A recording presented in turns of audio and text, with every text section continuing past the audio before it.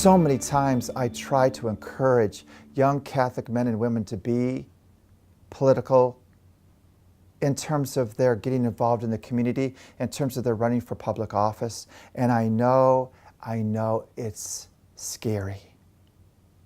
How do we discern whether we're called to be part of the political process or not?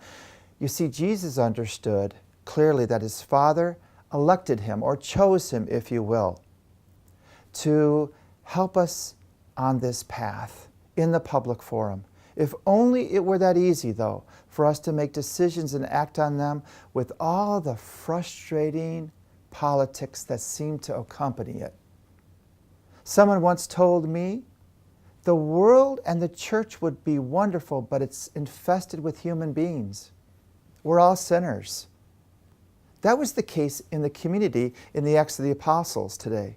Together, the community recognized that the Greek numbers were being treated unjustly. They discerned what Christ would want, and they sent Stephen, and they chose others to enact those policies. Their faith that God had chosen them to do Christ's work was a way that they found confidence not only to decide, but to act.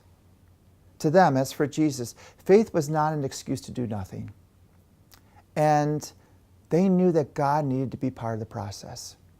Faith in God meant that the one who had chosen them would also empower them to discern and to do God's will.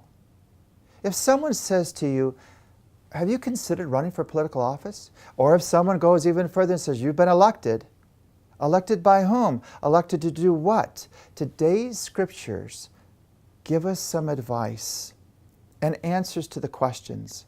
God has elected or chosen us to bring the Spirit to others, to empower others in becoming part of the discernment and to doing God's work in the world.